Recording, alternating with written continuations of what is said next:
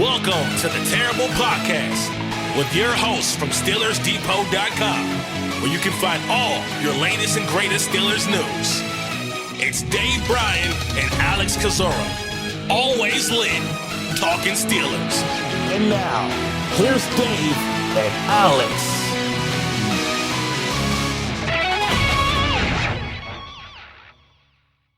Welcome to the Terrible Podcast, Season 15, Episode 141. He's Dave Bryan. I'm Alex Kozora, SteelersDepot.com. Thanks for being back with us this Monday, Steelers Nation, getting ready to embark on Week 2 of the Pittsburgh Steelers OTAs that run Tuesday through Thursday of this week, Dave. Pretty quiet weekend overall. Not much to discuss. We'll likely keep this a shorter show today, although famous last words spoken on the podcast before.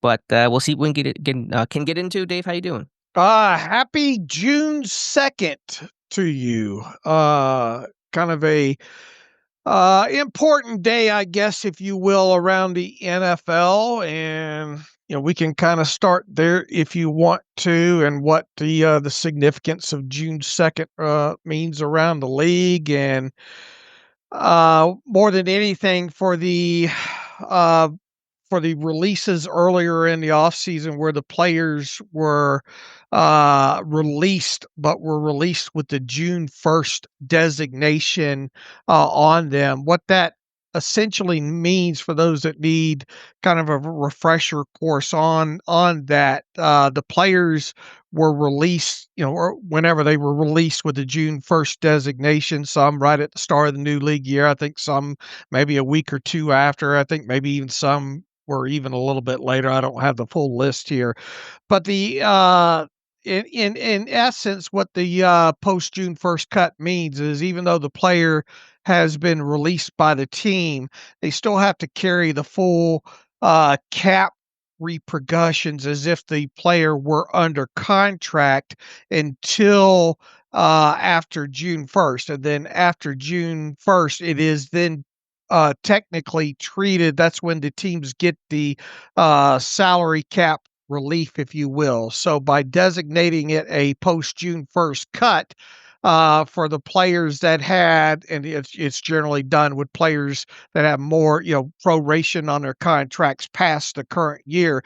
It allows the teams then get hit with whatever the initial 2025 proration was going to be of remaining, signing bonus stuff and all like that. And then the remainder of that all is escalated into 2026 dead money. So I believe teams around the league anyway only have the option of releasing, I think, 2 players with a June 1st designation, if I'm not mistaken. But the significance of it all being is that they still had to carry the full salary cap charge as it would have been had the player been on the roster up until June 2nd. And then that's when the mechanism kicks in for the team to get whatever salary cap relief they were going to get. So it's pretty important. And, you'll see a lot of these junior capologists like myself around the league starting to update their own teams that they follow as far as what the new salary cap room that teams have at this point. So and then on top of it, you've got teams. We've talked a few times about, Kirk Cousins and what are the Atlanta Falcons going to do with him. We've talked about Jonnu Smith more recently with the Miami Dolphins, and why you could potentially see some trades maybe around the NFL in the next several weeks post June 1st because of the ability to have dead money kind of spread out that way on top of it. So it is, even though there's nothing happening right now with the Steelers didn't have any June 1st cuts or anything, post June 1st cuts or anything along those lines. It is still an important day around the league, especially when it comes to some teams clearing up some additional salary cap space.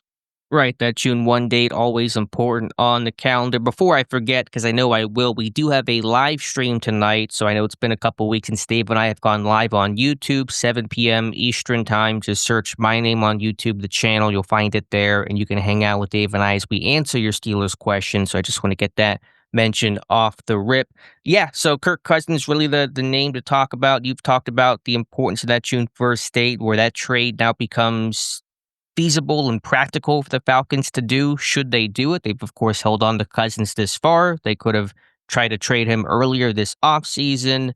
It was, what was it, a roster bonus that they had to pick up a couple months ago, Dave? Yeah, well, what it was his 2026 roster bonus of $10 million became officially became guaranteed. That was the big mark in the line when it comes to them. But they're like they were probably thinking, look, we're not worried about that, because if we trade him, then that $10 million 2026 roster bonus becomes somebody else's Okay. problem at that point. But that was that was a big talk about back in April there, and there. It wasn't a big deal to the I still think, and you probably think this as well too. I mean, what is the likelihood of Kirk Cousins remaining with the Falcons? Up until week one of the season. Just going back through some of the things Terry Fontenot and Raheem Morris and all have said, they've reiterated that we're going to do what's best for the Falcons first and foremost. And but with that said, Michael Penix is obviously the starting quarterback. You have a quarterback in Kirk Cousins earning more than $20 million on the roster right now. I guess if worse came to worse, you could carry him, but then you've got it feels like something that they don't want to let go on much longer. Now, this is usually the slowest time of the year, obviously, and Kirk Cousins. We'll see what happens with the second week of OTAs with the Falcons. I think it'd be hard. I tell you what I would do if I'm Kirk Cousins. I'd show up and make a lot of people start feeling uncomfortable in that building. But yeah, I think it's clear that Kirk Cousins would like to be traded to a team that would give him an opportunity to compete for a starting job. He's probably almost daring the Falcons to cut him because of the guaranteed money that's related to his deal right now. But long story short, I think the Falcons move him at some point, but would it be on today, June 2nd? Would it be once teams get into training camp and maybe a team around the league sustains an injury? But if they were going to seriously consider trading Kirk Cousins at this point, all those conversations would become more real starting today, I believe. Agreed, and you're right. It's hard to see the Falcons still rostering Kirk Cousins come September 7th, the start of week one. But would that be where an injury happens in training camp and a door opens that's currently closed? That also feels like maybe one of the two most likely ways Cousins gets moved. Either A, he goes to Pittsburgh, or B, he goes to some team who loses a quarterback before week one begins. So I didn't think it would get this far because the player's unhappy. Usually the teams are willing to oblige and move on, but we'll see. I think Minnesota's an interesting team to talk about as well too, because they've got a lot invested, obviously, in McCarthy over there, but he's yet to play an NFL snap. And are you really going to, if you're Minnesota, do you really want to put it in the hands of a rookie quarterback like that and try to sell the aspect that you're still trying to compete when you haven't even seen this guy play? Well, I think McCarthy would start in Minnesota. You would get Cousins as a good number two, familiar with your system in case McCarthy struggled mid-year or got hurt. Right, but regardless, he would still be an option for them. And who do they have backing up over there right now? Right, depth is really, really thin because Daniel Jones, who they wanted to re-sign, went to the Colts. I mean, they traded for Sam Howell, I believe, correct? But it's really thin behind J.J. McCarthy, who, of course, is yet to throw an NFL pass himself. And then if you really want to put your tinfoil hat on with the whole Aaron Rodgers thing and all, but I mean, obviously with Kirk Cousins, it's a guy that they know.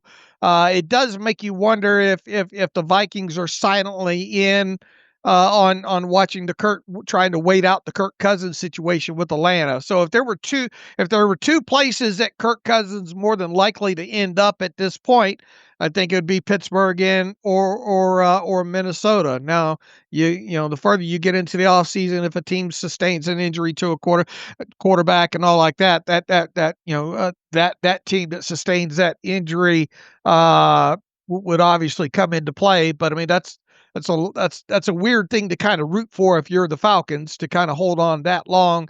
And what does that really do to what you would get as far as compensation goes? This whole thing with Aaron Rodgers, like I've stated several times with the Steelers, it really is kind of confusing at this point. And that's why part of me still wants to think or not think, but just kind of wonder if the Steelers are trying to potentially wait this out with Kirk Cousins as well too, as a potential option. But it all boils back down to if they really are in on on Aaron Rodgers, and they do have a contract offer out there, then why hasn't he signed yet? Because I mean, look, I never thought it would have gone past the start of the new league year, Sure. really, and here we are now, with June underway and still no definite time frame as to when Aaron Rodgers will or will not sign. And we've had the conversations about mandatory minicamp and how great it would be for that to happen. But the next line in the sand obviously is the week that we're in right now, and that's the second week of OTAs, and those get underway on Tuesday. And unless there's some report today or one of those memes of Aaron Rodgers in an airport and signing this afternoon, it seems very, very unlikely that by the end of today, June 2nd, that we'll talk about Aaron Rodgers signing a deal and being present for the second week of OTAs in Pittsburgh. As to the question of why he hasn't signed, I think the most likely and plausible explanation I have to turn to is that he just wants to skip spring workouts. It's been well reported and documented. Rodgers has never been a fan of OTAs and minicamp. We know he missed part of the spring workouts last year with the Jets. There was a whole storyline about that. He's a veteran. Most veterans don't like reporting to OTAs and minicamp, and of course, with him not under contract, he has no obligation to do so. Of course, they're voluntary in the first place, but even more so when you're not officially signed, and he can use that as I was not under contract. There's not even I can't even go if I wanted to because I had not signed with a team. So I think the answer to your question is he just wants to do as little work as possible this time of year. Right. I mean, and I certainly understand that based on history and all like that, and but the optics aren't great, and it's driving us and Steeler fans absolutely batty, along with the mainstream media and all. I mean, this has been the ad nauseum kind of conversation as it was with the whole Ayuk thing last year. Only why is it always the Steelers that seem to end up in these kind of situations? I still, for the life of me, can't get out of my head though, just wondering if Kirk Cousins plays into this in any way, shape, or form. I can't get that out of my head because, it wouldn't have made sense for the Falcons to deal Kirk Cousins until after June 1st. And all this smells like stinky fish right now. I get it. And the Vikings depth chart at quarterback, by the way, is J.J. McCarthy, Sam Howell, Brett Rippon, and rookie undrafted free agent Max Brosmer from Minnesota. So not looking too hot up there. We'll see. We'll see on Kirk Cousins. Dave, I want to talk about Jonnu Smith quickly in a moment, I should say as well, but we actually should get to some Steelers news. There was one transaction that occurred after our show on Friday, the Pittsburgh making a roster subtraction, opening up a spot on the roster, which was previously full, releasing undrafted rookie free agent Blake Mangelson, who was with the team. He had signed a couple weeks after the draft, had initially been, I think, invited to a rookie minicamp, but then got a contract from Pittsburgh. Clearly, team not super confident, did not like what they saw from Mangelson in his first week of OTAs, and so he has been released. I wonder if he just said, that's it. Who was the fullback a couple of... Monty Pottebaum. Yeah. I thought he was going to make the 53-man roster, I think. His tape at Iowa, as far as a fullback went, was really good, you know? And then lo and behold, wasn't it about this time of year that he just said, that's it, I'm out of here? It was the first week of training camp, actually. Okay. All right.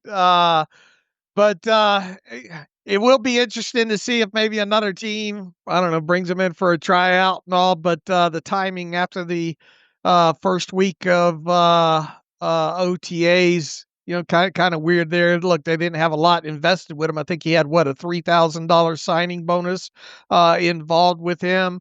And you know, I wanted to make sure that that transaction hit the other day and not post June 1st being, you know, obviously today, just Prorate to, out that $3,000, right? just to know the proper way to do it so my numbers come out right. And if you're scoring at home, had this thing had been processed after June 1st, it would have been $1,000 in dead money for 2025, and then the other 2,000 in 2026. But being as how it went through on the NFL sheet the other day, that means all 3,000 hit the salary cap for 2025. I think the Steelers will be fine from a salary cap perspective whenever that thing hit, but just for accounting purposes, to not drive me batty, that all of that 3,000 hit immediately.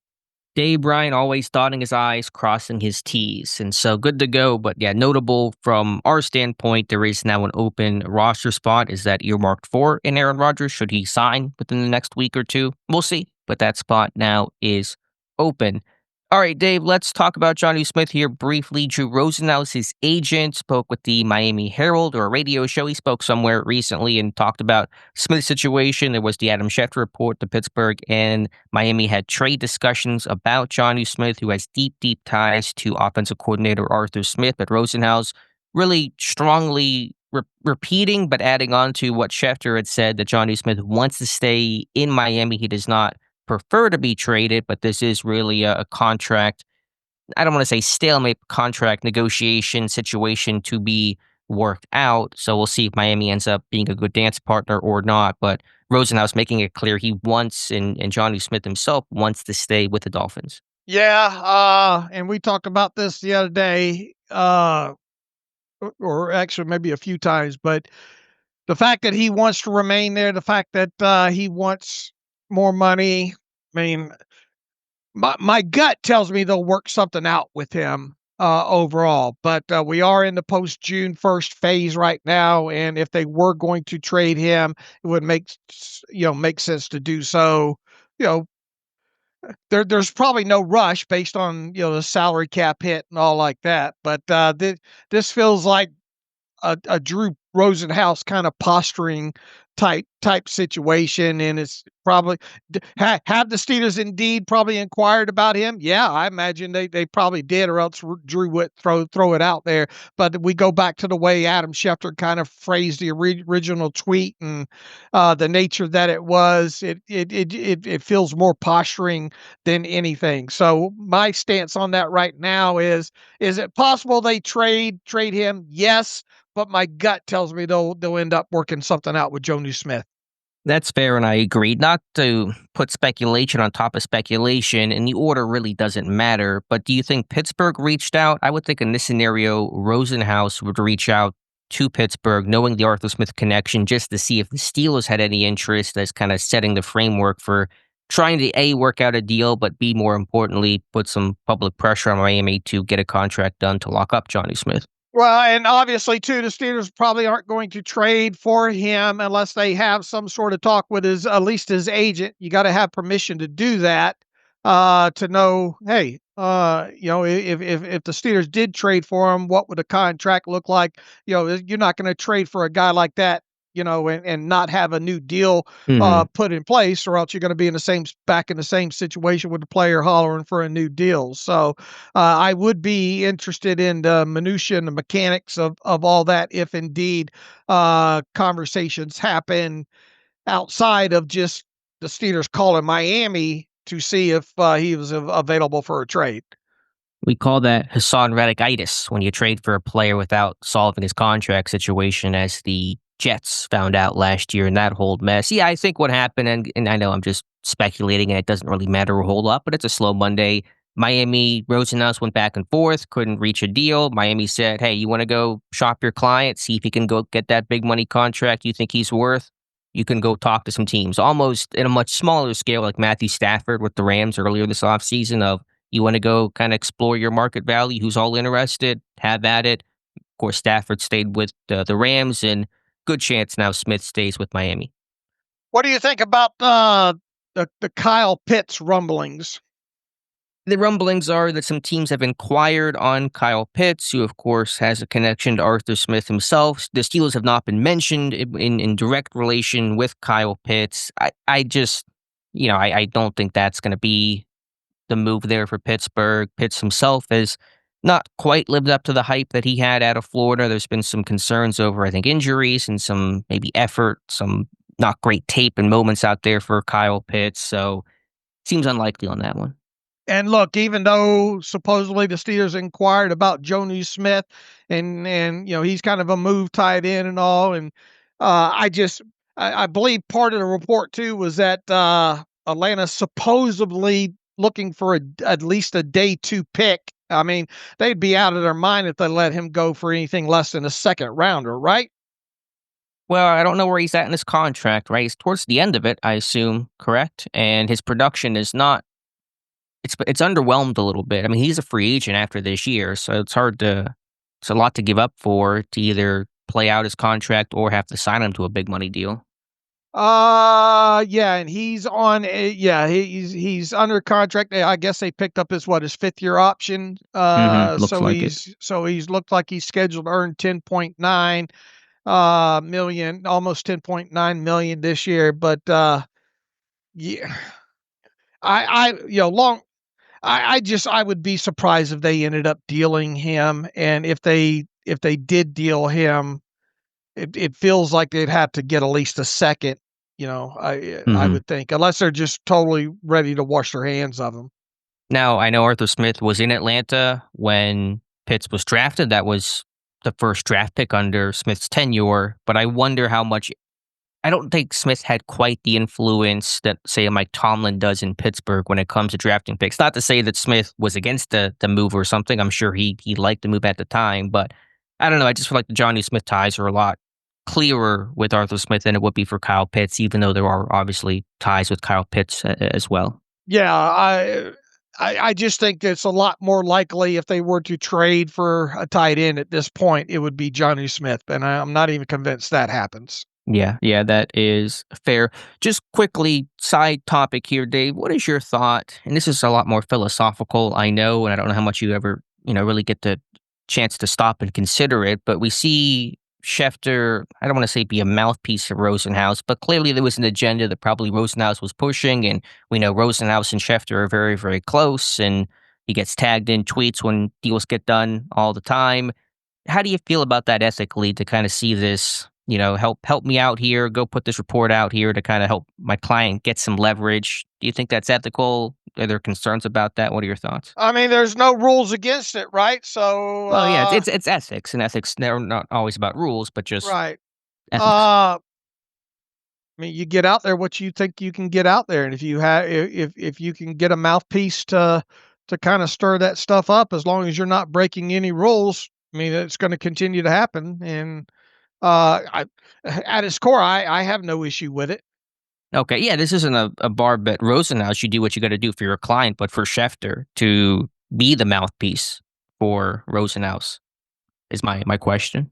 I mean, that's why you try to build up sources and relationships, I guess, when it comes to that. Sure, that is the game. You scratch my back, I'll scratch yours. That's the game that and it's very clear in a lot of situations when you see 4 different insiders copy and paste the same text they probably got from an agent that says the exact same thing, the exact same verbiage all at the same time. That's an agent blasting it out. Whoever gets it first gets it first. And so there's a whole debate about that, I'm sure, probably not to be had today, but just wanted to get your thoughts on that as well. I guess it just boils back to the squeakiest wheel gets the most grease, right? Yeah, absolutely. All right, Dave, where to from here? OTA starting Tuesday. No, we aren't there. I know we've already kind of gotten some of the big questions out of the way, health-wise, offensive line-wise, some of the rookies, but anything outstanding you want to hear about or anything you want to hear more about in week 2 of OTAs? I'd like to know exactly how much DeMarvin Leal weighs right now, just to satisfy my own inner wondering right there. Oh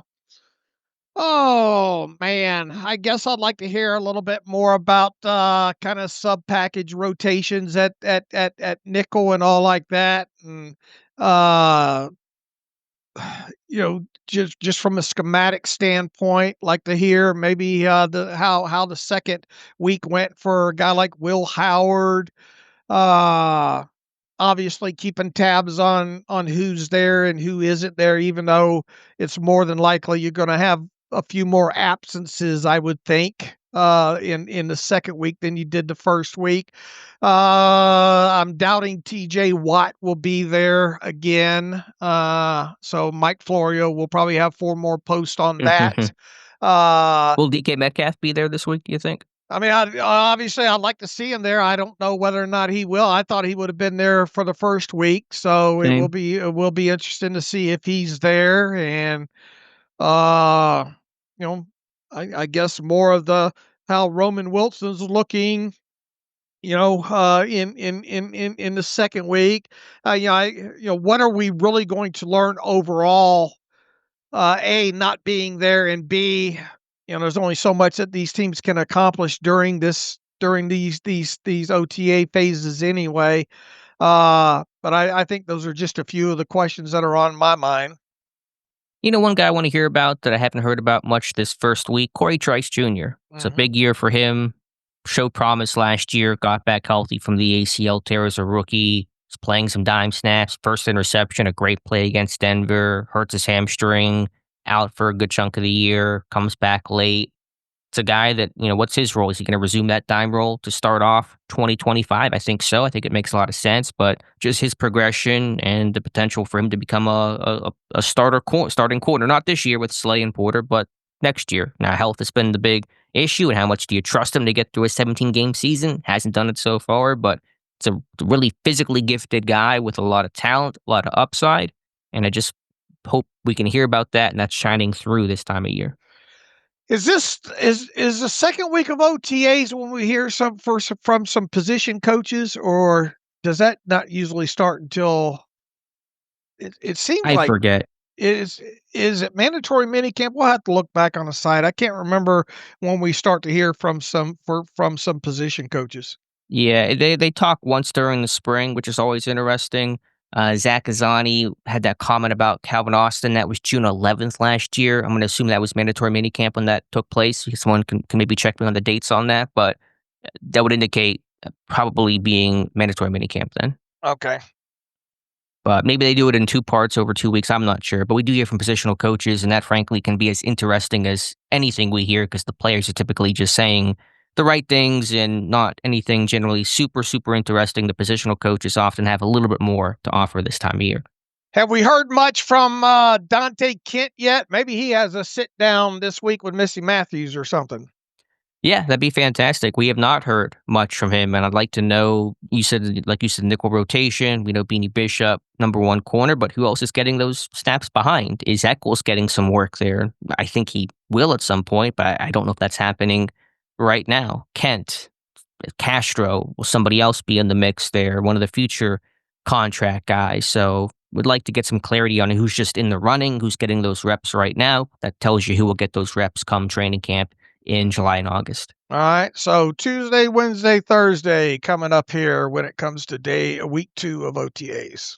And those Azani comments did take place on the first day of mandatory minicamp last year. Okay. So they definitely will speak then. I'm not sure if they'll speak at all this week additionally. All right. Okay, Dave, where to from here? According to Mark Cabali of actually I was going to say The Athletic, but Pat McAfee show correspondent, I should say. Mark Cabali indicating over the weekend, I'll read the quote off to, there is an offer on the table, he says, referring to TJ Watt. I just assume since he's not signing, if it's terms, years, or guarantees, something is holding you up, and it's probably just the amount. I think the guaranteed money is much more important than the length of the deal. That part is fair, but the notable commentary from Cabali, his belief, understanding is that Pittsburgh has an offer on the table for TJ Watt. Clearly, though, Watt and his camp does not think it's good enough. It's hard to go against that report. I mean, it would make sense that maybe they're, now that you are post draft and you've got all that behind you, and you've got the draft pick signed, and you got the uh undrafted guys all on a contract, and you're into the first week of OTAs and all. I mean, look, is it something that they probably concentrated on leading up to the draft? I would think not. But I would have. It's not unfathomable to think that initial contract extension talks are underway, and that there's some sort of offer out there. But I think both sides know at this point what, at least where the market sits right now with these edge rushers, of what's fair, what's not fair. They obviously have the framework of the last deal that they did with TJ Watt to kind of go by. Uh, who's left to get signed in the edge market right now? We've talked about obviously uh, uh, the Cowboys with what's his name? Micah Parsons. Micah Parsons, and the Lions with their edge rusher Aiden Hutchinson, and the ongoing thing with Trey Hendrickson and the Bengals. Look, if it was a deal both sides thought, or if it was a deal that Watt thought he could sign, he would have done sign it by now. But this is something that's probably going to go for much further into the off season. And here's the thing, they'll get it done. I have a lot of confidence that they'll get it done. It might end up being the same time frame that it took for the last deal to get done, which was right before the start of the regular season when Watt signed several years ago here. But uh, there is a lot of things to consider here: the APY, the cash flow of year one, the cash flow for the first 3 years of the deal, and then obviously how much fully guaranteed money is involved here. And I think we've got one email in the bunch here about, well, could the Steelers utilize the potential impact of a franchise tag and all like that? Yeah, to some degree, but do you really want to have your most significant uh uh player?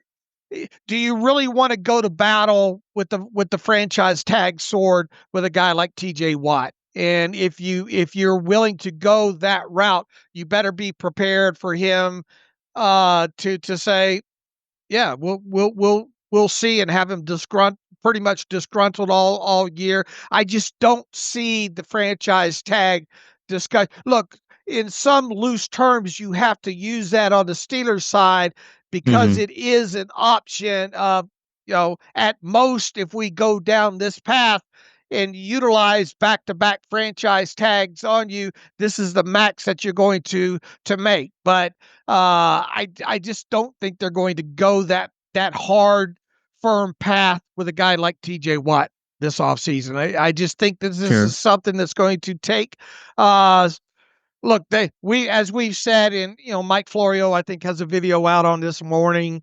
that the Steelers should have gotten this done a long time ago, and it's hard to disagree. We've had the same stance on this. The teams had cap money, they've had cash money. They You had to have an idea of what the edge market was going to be, and even beyond Myles Garrett signing his new deal, you probably got a good idea what it's going to take to get it done, at least post a Myles Garrett deal. why haven't you got it done at this point? Really, only the Steelers can answer that at this point. Could it be something related to cash flow and escrow and money and all like that? Might it just be that we want to get this guy through the off season, make sure he's healthy and all like that before we guarantee all this money beyond the first year? Without a doubt, I believe that more than just 2025 will get fully guaranteed. I really think if you're TJ Watt, you're pushing hard for the first 3 years of the deal, 2025, 2026, and 2027 to be fully guaranteed once again. And you want to come away with this looking like you beat out Myles Garrett, whoever else might be at the top come time that you sign that thing. So until it's signed, we just sit and wait. But without a doubt, I will be absolutely shocked if they don't get a deal done with TJ Watt by week 1 of the season. Rank the order in terms of these 3 timelines of when a deal is most likely to get done with TJ Watt: before training camp, early in training camp, or post training camp / shortly before the season, a la 2021. I really think the most likelihood is the same path that it went last time. Right up until us having these conversations throughout. I think that in my head, that's the most likeliest deadline spur actions. What do you think is second most likely? 2 weeks into training camp. Okay, so midway during training camp. Yeah. So you think the least likely option is getting that deal done before training camp? Because we have seen him work on to a couple deals in June pre-camp before. Right. The Minka deal was done early. The Highsmith deal got done fairly early, didn't it? I believe so. I will have to double check, but that rings a bell. But I mean, just off the cuff, that's the way I would rank them. Okay, that's probably fair overall. I think certainly the most likely thing is this thing dragging on for a little while longer and being a post-camp deal. It was July 19th, Highsmith signed his 4-year, $68 million contract. So I would love to see that be replicated for TJ Watt in terms of timeline, but not optimistic that will occur. Right. They'll get it done. I mean, you agree, right? They're going to get it done, right? I do. Like I said, I think it's been made a lot more complicated, a lot more difficult, and a lot more of a process than it should have been and needed to be. And look, people will say, they shouldn't pay him that kind of money, all like that. And look, what you're banking on is that you'll get 3 more years out of him. Right. Plain and simple. Do you think he has 3 more good years in him? I do. Yeah, the only concern is just the injury factor, which is, of course, part of this equation. We've seen, he's played in all 17 games the last 2 years, so it sounds a little silly to talk about injuries, but, he had the MCL sprain in that finale in 2023, battled through stuff in 2024. We've got that history of the knee injuries from his days at Wisconsin that almost caused him to medically retire. You just wonder about some longevity concerns with him. From a cash and a cap perspective, I'm not worried about it because you can always, restructure these things in the second year and everything that goes along with that. So I don't think the team would be hampered. Look, we've already went over the cash situation ad nauseum. Everything points to them spending that another 19, 20, 21 million dollars in cash above and beyond what TJ's scheduled to make this year, which is a little more than 21 million. All signs point to get it done from that aspect. And then even when you look ahead to, let's say, next year and early kind of cash outlook as far as that, it makes sense to have a huge cash payout on the books for him as well too. I have not looked ahead to 2027, but there's not many, that's so far off at this point, and you don't know what the cap number is going to be, to work off from a cash perspective. And besides, they don't have, other than rookie class, they don't have very many people under contract anyway when you look ahead to 2027. All right, fair enough. Dave, going back to OTAs, Robert Woods, veteran receiver, speaking over that first week and talked about wanting to bring physicality to the receiver room, his grimy style of play, some comparisons to the style of play that Hines Ward brought. So all things that'll make a Steelers fan swoon. What do you think Woods' impact will be, especially post-pick and straight? I mean, I'm not expecting him to have a career year for sure. I think he's going to be more of a role player. I hope more than anything you get more out of him than you have these last couple of band-aids that they've thrown up on here with the Allen Robinson and Van Jeffersons, and I think he's at least a better quality player than both those guys. I think he's got the willingness to block and all like that. But how many total targets did Van Jefferson and Allen Robinson even have in each of their single seasons? Yeah, I mean, it was not super involved, obviously. Do you think Woods will be more involved than those guys were? I mean, it all depends if they go out and, what if they're going to add any offensive position. You tend to think it'd be a pass catching tight end, maybe along the lines of a Jonnu Smith or another wide receiver that they view in a more positive light than Robert Woods. So I think before I can answer that question, I got to see how the rest of the offseason plays out. But I mean, in the same breath, you're assuming you stand pat with the receivers that you have right now, you obviously want to try to get Roman Wilson more involved in this thing. So I would think that potentially more heavily Robert Woods earlier in the season, but this is a team that we're expecting to use, a lot of multi tight ends, and thus, a lot of 2 or 1 wide receiver sets. And obviously DK Metcalf's going to be out there as much as possible. It does feel that in some essence that you can cap Robert Woods at X amount of targets, X amount of receptions, whatever that might be.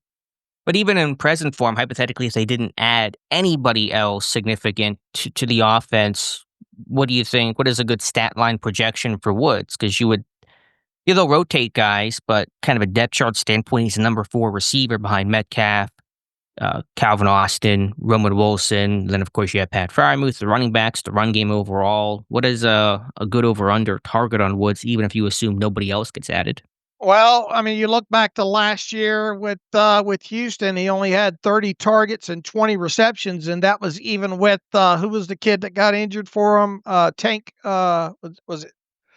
Yeah, it was. Well, Dell got hurt late in the year. Diggs got hurt, I think, mid-season. So there were some injuries along the way. I think Nico Collins missed some time as well. So they were losing guys on and off all year long. And then all that, you still only were able to get him the football 20 times, receptions. So I'll put it to you this way, Dave. Woods had 20. If he could hit 20, I think that'd be great. I was just going to ask you, put an over under. Does Woods catch more than 20 passes in Pittsburgh this year? I'm going to say no. Fair. I'm leaning that way too. Over under 203 yards, which is what he had last year in Houston. I'm going to say no.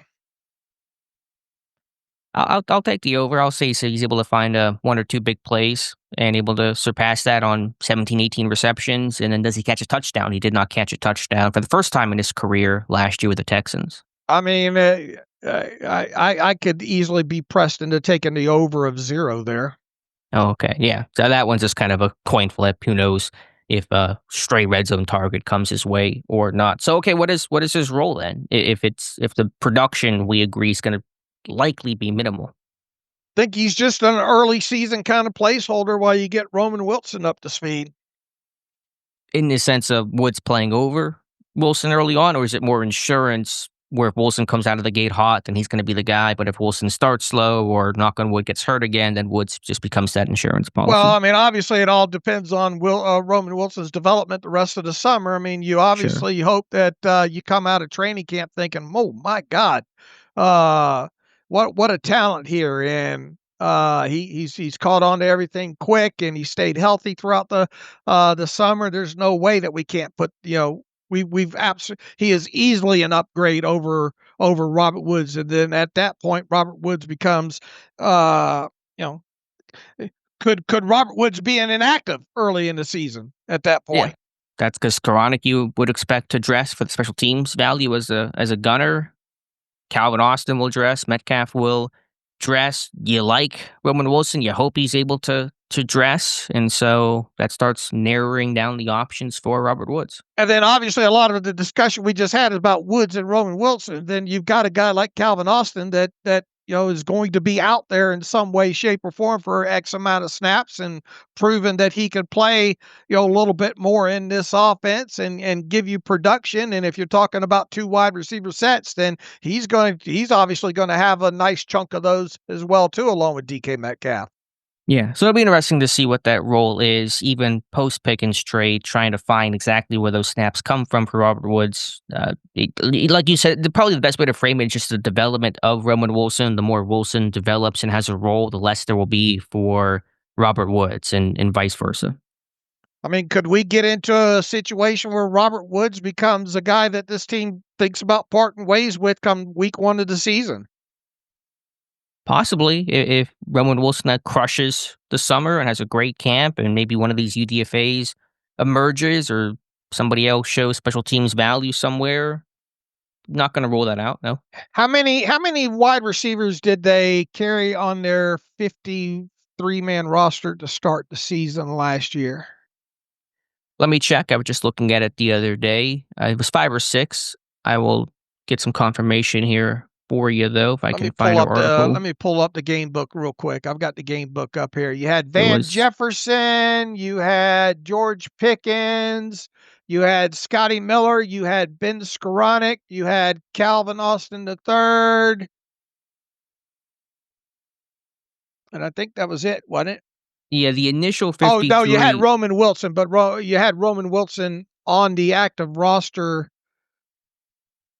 I think Skoranek was elevated, I believe, that week 1 game. On the initial 53, it was 5 receivers kept right after cutdowns occurred in late August. Pickens, Jefferson, Austin, Wilson, and Miller. That was the initial 53. Okay.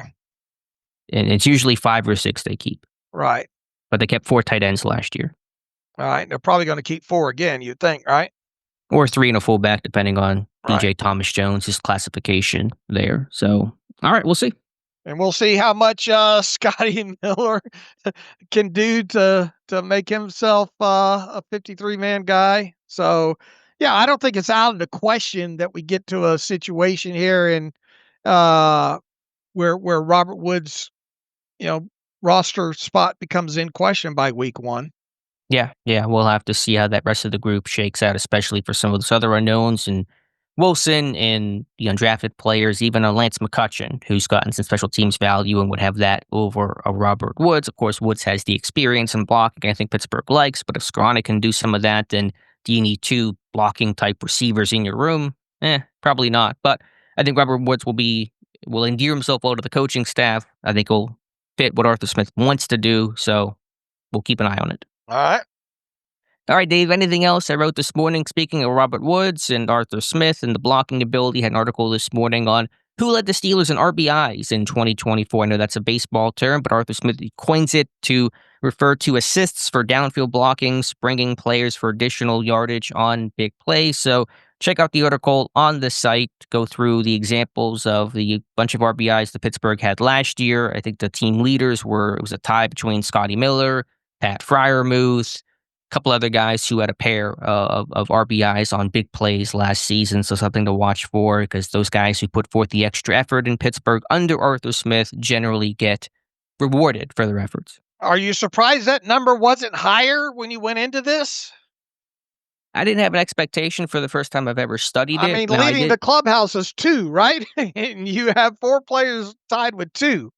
Yeah, I think it was, how many in total? It was 10 total RBIs. You can coin it the other ones. It was Miller, Jefferson, Hayward, Connor Hayward, Pat Freiermuth had 2 each. Patterson and Pickens had 1. Now, this was only off of plays of 20-plus yards. Maybe if I expanded it and tried to look at other plays, I was looking for like the additional extra effort block downfield that helps spring a big play. I think that's kind of how Smith coins that term, not just for doing your job on a more traditional shorter play. So I really didn't know what to expect in terms of how many there would be.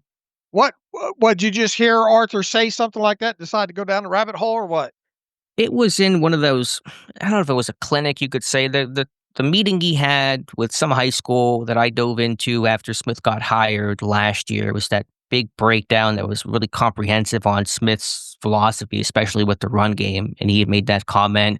There's a clip in the article that I posted about Corey Davis having an RBI on a long A.J. Brown touchdown back in 2019 when they were all in Tennessee. And that quote has stuck with me, and just brainstorming ideas. I wanted to just do something different that wasn't, Aaron Rodgers related, just to kind of give a different topic and just see what I could come up with. Wonder how many Robert Woods had last year with Houston. Yeah, that's a good question, too. He's certainly known for his blocking, and that's something that endears itself to the Arthur Smith system. I know some coaches, like Bill Belichick, they don't really care about receiver blocking. That's not one of their priorities. They just care about, can you play receiver? Can you catch and make plays?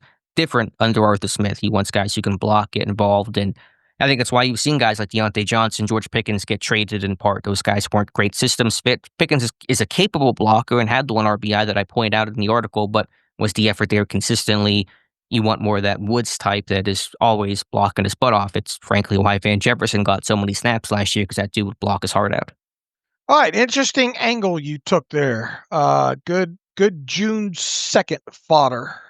All right, Dave, that's all I got. If you have anything else you want to add, feel free. If not, we can close out today's show and get to some reader emails. All right, let's get to one from Mike Bretler here from Mechanicsburg, PA. Another year in which you have proven to be the best podcast, information, news source, and blog about our beloved Steelers. Thank you, he says. My question or comment is about contract negotiations, in particular for TJ Watt. Could it be that the negotiations get stalled because the players' agents delay the negotiations? After all, who does the delay benefit? Not the team.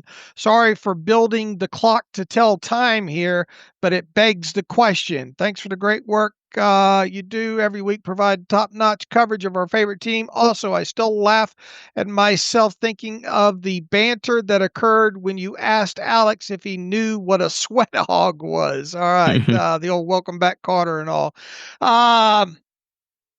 Man, that's such a hard question to answer there. About him asking, could it be that negotiations get stalled because the player's agent delays the negotiations? In other words, and I guess in essence, is he saying, let's wait and see how these other contracts for Micah Parsons and Trey Hendrickson and Aiden Hutchinson all work out before we start getting finer into the details. I can't rule that out. I mean, I think everybody involved here kind of has a sense of which way the market's going, and obviously since Myles Garrett signed his deal and all, it's just it's an impossible look. Agents want to get players paid as soon as possible, especially if they look like friendly deals. So I mean, it's an impossible question to answer. If let's say there's a either the offer, supposed offer that the Steelers have out there right now, if indeed that's the case, is good enough or it's not. And you would think it's not, based on the fact it's not signed, obviously. I mean, I get that. We've had that conversation too, is Watt intentionally waiting for the market to heat up and then to cash in more? It's certainly possible. And to the core question, just generally speaking, do agents sometimes advise players to wait and bank on themselves and bet on themselves to get more money later? Absolutely. I just listened to a interview. It's baseball related, to go back to baseball in this podcast a lot today, but Scott Boras, the most famous MLB agent, told the story about Greg Maddux, and I think it was the Cubs kept offering him, $7 million, $14 million, and Boras kept saying, just wait, you're going to get more, you're a great player, don't take the offer, and eventually cashed in big with the Atlanta Braves for, I think, almost $30 million. So, yeah, I mean, I understand that aspect to it, but somebody's got to go first, and I think Watt is somebody that, if they'd given him fair market value, made him the highest paid pass rusher back in February at $35 million plus per year, I think he would have taken it. I don't think he wants to go through the whole song and dance of a prolonged contract negotiation like 2021. That reporting back then, if he got tired of the back and forth, then I think some of that was juiced up, but he was probably frustrated with the situation and just wanted to get a deal done late in that process. Does he really want to go through that all over again? I just don't. I have a hard time believing that. So, no one can know for sure, but based on Pittsburgh's history of not getting deals done early, which they very rarely do, talking like pre-free agency or pre-June, they rarely get contracts done with those guys, those star players. I tend to think Pittsburgh was dragging their feet here. Yep. Tagging on, Brett Nile has a TJ Watt contract question. We kind of hit on this earlier. I know you guys have had a lot of discussions about a Watt extension. Most of your focus has been on passing Garrett on APY. However, on a player going into his mid-30s, I think there are real questions if that truly makes sense. There's a part of the discussion that has been missing. The Steelers don't have to give him an extension. Do the Steelers really have to give anybody an extension? I guess, technically, if he wants to be split hairs here. He says they could let his contract play out and then franchise tag him. In the past, you've talked about the Steelers showing players the franchise tag sword. My question for Dave is, what does an extension based on back-to-back tags look like? Also, as far as cash goes, 3-year window, won't you achieve essentially the same end by having him play out his contract and franchise tagging him next year? Generally, when you're talking about players and the franchise tag sword, you're generally not talking about top of the market positional players and really top of the side of the football type situation. I think you do have to take into consideration the player, overall, the top of the market value, the cash that you got to spend in a certain year, relegated to the CBA and all like that. Yeah, look, I mean, could the Steelers hardball this all the way out? And here's the thing too, he wants to know about franchise tag. We've got to wait to see what the what the franchise tag would even be at this point. It's going to be a big number next year, Dave, right? Right. I mean, it's going to be, who are your top 5 edge rushers as we sit here right now today? Garrett, Hunter, Crosby, Bosa. Yeah, you've got 4 players at 34 million or more. And how much will that change thanks to a Parsons, Hendrickson, Hutchinson deal and all like that? So, I mean, I can't sit here and tell you what the franchise tag number will be yet. I mean, it's probably going to be 35 million, right? Average of the top 5 salaries. Probably at least, yeah. If we assume Parsons definitely clears 35, you have Garrett at 40, which skews the numbers up. I mean, your top 5 will be the floor of your top 5 pass rusher by this time next year will be 35 million. So we're talking at least 35 million, likely higher than that as your franchise tag. That is almost untenable to use. I mean, even if Pittsburgh threatened it, you would almost laugh at that threat and say, "Go ahead, be my guest." Well, here's the thing. Let's say the franchise tag number is 35 million next year, all right? And you went to Watt and said, "Okay, if we follow this route, the most that you're going to make is the 21 million this year, and then 35 million more next year." So that's 50, what's that? 35 and 21 is 56 million over the next 2 years. That's the equivalent of spitting in his face. It's just hard to believe a team would actually franchise tag him at $35 million, even if they have a rookie under contract and are paying that guy a lot of money. It's just such a big, talk about percentages of cap, even though when the cap's going up, it becomes such a big percentage of one player that's not a quarterback. I don't know. I mean, again, you can always threaten it for sure, and you can never sit there as an agent or a player and say they definitely won't use it, but it just feels like that would be a bluff you'd be willing to make and permit Pittsburgh to try to threaten that and see if they would actually do it, if that makes sense. I mean, you're essentially at that point telling Watt that he's only worth 56 million over the next 2 years. I mean, do you think they would really franchise tag Watt at 35 million if it came to that next year? I don't even think it's going to get that far. No, I know. Just hypothetically, even if it got that far. Man, if they got that far, yeah, I think they would. Okay, all right, fair enough. But I mean, to me, you're spitting in the guy's face and to tell him that he's only worth 56 million over the next 2 years.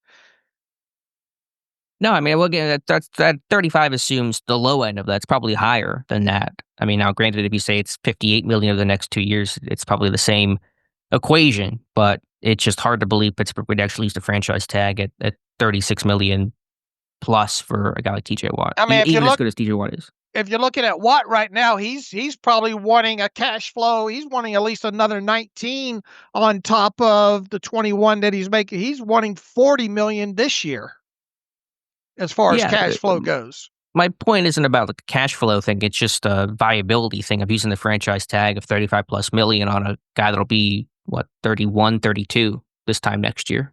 I mean, I think they would do it if it got to that. I just don't think we're going to be having those type of conversations. I think it's very disrespectful to go down that route with him. Either way, I would be very, very mad if I'm Watt's side. That's all you think of me at this point, you know? You're not going to give me a deal and you're going to threaten me with a franchise tag. Let's even say that number is 40 million franchise tag. Then you're telling him that he's only worth $61 million over the next 2 years in cash. Yeah, but a $40 million franchise tag makes you one of the highest paid pass rushers in that year in the NFL. It's hard to feel disrespected by that. They don't look at that way though. I wouldn't imagine. But I agree.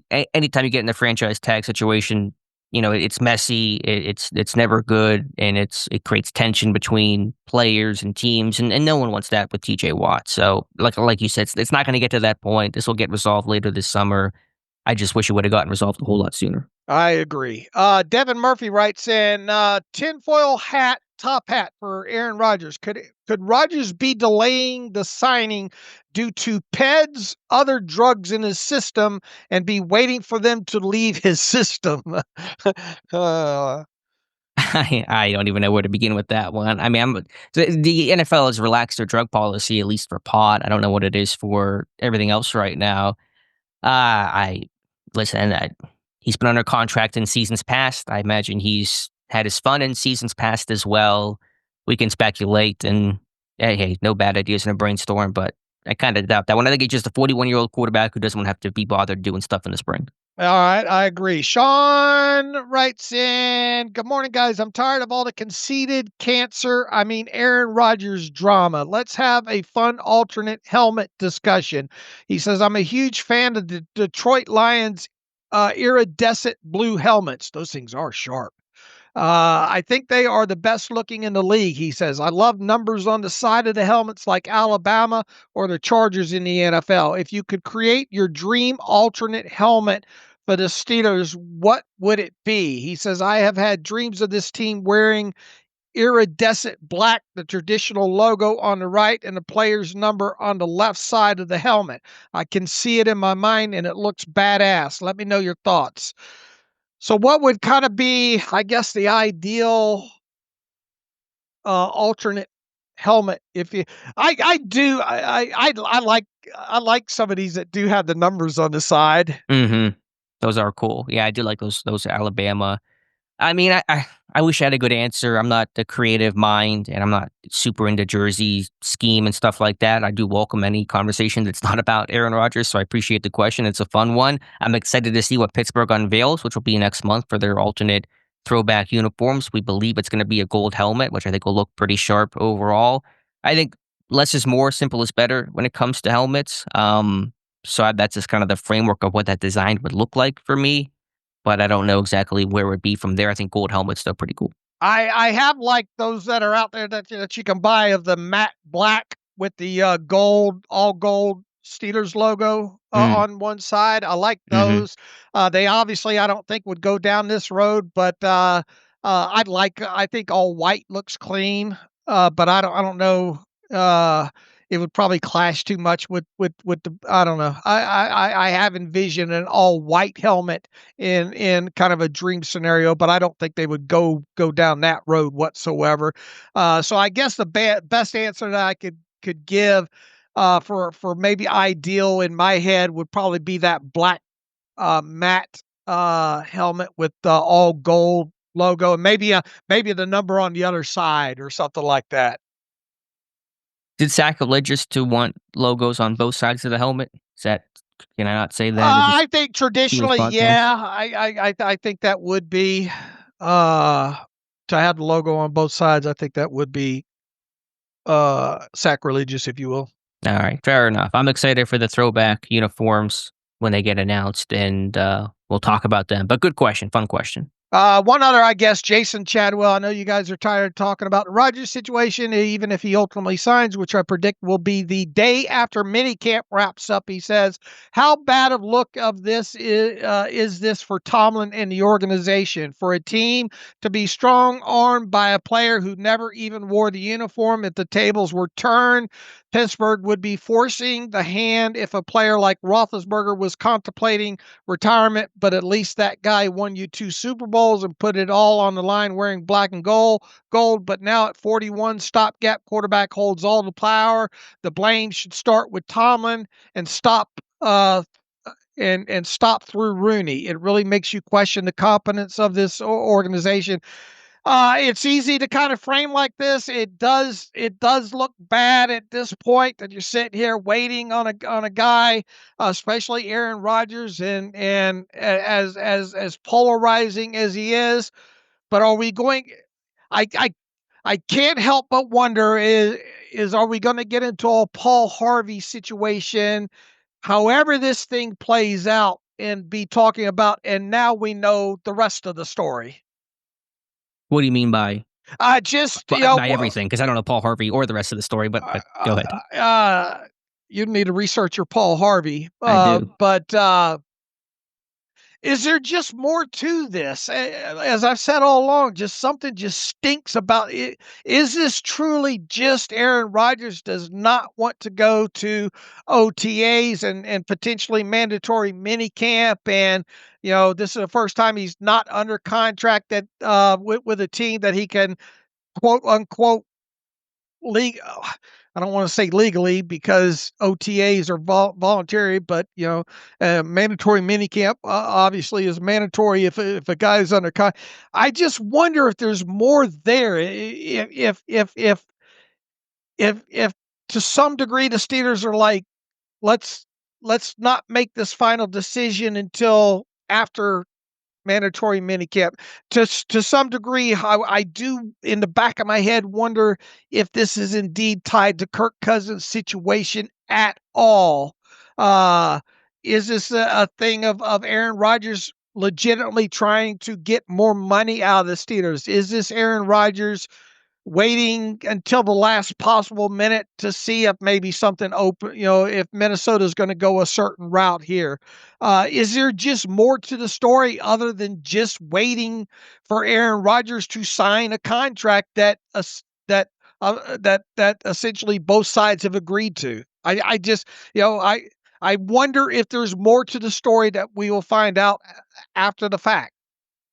Potentially. You never know with Aaron Rodgers, but could this also be Occam's razor of what simplest, most logical explanation is the correct one? And it's just a guy who doesn't have to be at OTAs, and so he will not be at OTAs. And he feels that he can be good to go with a training camp. And Pittsburgh's calculation is, yes, it looks bad right now. Yes, we're taking heat right now, but I'd rather take heat in June than in December and January when our team is 7-win team, 8-win team missing the playoffs, and we're feeling the heat for that. If they do truly believe that Rodgers can be a guy that gets them over this obstacle and be the best bridge possible to win a playoff game, the juice is worth the squeeze in their mind. That has to be their calculation. If it's not, then I have no idea what they're thinking, but that has to be what's going through their head right now. If it's going to be worth it in the end for winning games in January, no one will care about the saga back in June. So I think that's exactly what's happening right now. Who does this look worse on right now in the given moment? The Steelers or Aaron Rodgers? I think it has to be the Steelers. I mean, yeah, Rodgers will take a lot of heat, but people didn't, already had their opinions about him anyway. I think Pittsburgh's reputation is potentially more tarnished than where Rodgers was already at, because it already had kind of gone through, taken some licks with his time with the Jets and everything the last couple of seasons. So I think when you see a team supposedly, the proud Steelers, we are the Steelers, you come here because guys want to come here, they're eager to come here, and you're kind of playing this waiting game, a team waiting for a player, seems to be stringing them along. I think it has to be the Steelers that look worse right now. We're not setting a hard, firm deadline, basically, right? Yeah, not setting a deadline, feeling like the player is controlling them, that they're at the mercy of the player who's dictating terms. So that's the appearance. Maybe that's not the actual reality, but it's certainly optically what things look like. And yeah, just kind of being at the mercy of the player here. Who does it look worse Does it look any worse? I mean, does your opinion change if Rodgers signs one day after mandatory minicamp ends? Does it turn to make it look worse on him, or does the timing of it not matter at this point? Well, I think if he does June 13th sign, then it just says, yeah, I just didn't want to do the spring stuff. And so that's done. And so I'm good to go, coach. And so it just kind of looks like confirming, like I just didn't want to have to do anything like that, which I almost feels worse in that regard. Like he just was waiting it out. It's like, okay, I really didn't want to be with my teammates. And the second that I can sign and have this 6-week layoff and still hang out wherever I want to hang out, that's what I'm going to do. So I do wonder if he doesn't sign through minicamp, okay, when does he sign? Because I don't think it'd be the first day after minicamp ends. I think he's got nothing but time at that point to sit back and chill. So are we waiting until it's July 20th and we still don't have an answer? I really wonder what that timeline would look like if it gets past June 12th. And look, you're not doing your teammates any service, or you're not doing your players as an organization any justice by this thing stringing on deeper into the summer, and then Aaron Rodgers is not looking very good either. The longer he strings this out, it just all this thing just stinks. It does, but agreed. And the longer it goes on, the more questions and more angst that will come about. But practically, what is the difference between Aaron Rodgers signing June 13th and July 23rd? Let's say that's the day before training camp opens up. They report to training camp. What is the difference? Really, at that point, none. Right, because there's no practice. Everyone's back home. They're doing their own thing. In theory, Rodgers could still get together teammates, although if he's getting together teammates at that point and he's not signed, and it does say he is signing, you would think. But practically speaking, there is no functional difference from a time loss standpoint, whether you sign the day after minicamp or the day before training camp. All right, Jason, thanks for the email. Thanks for everybody that sent in emails. I don't want to string this thing out talking Aaron Rodgers for another 30 minutes. There's plenty more of that ahead in some way, shape, or form. Quick news here, just not really news, but Steelers did not get on the cover of Madden this year. I'm sure everyone is shocked by that, but Saquon Barkley in the backwards hurdle making the cover of Madden 26. All right, probably not a shocking development there, right? Yeah, not at all. Again, live stream tonight, 7 p.m. Eastern time. Dave and I hanging out, taking your Steelers questions. I'll imagine we'll get a lot of TJ Watt and Aaron Rodgers questions, right? I'm sure we will. All right, until later tonight then. As always, you can follow me on Twitter/X at Steelers Depot. Follow Alex at Alex_Kozora. Follow the show at Terrible Podcast. Email the show, theterriblepodcast@gmail.com. If you like what we do and want to donate to the cause, SteelersDepot.com. Hit the donate button. Also, if you like an ad-free version of the site, SteelersDepot.com. Hit the ad-free button. And until later tonight, as always, thanks for listening to the Terrible Podcast with Dave and Alex.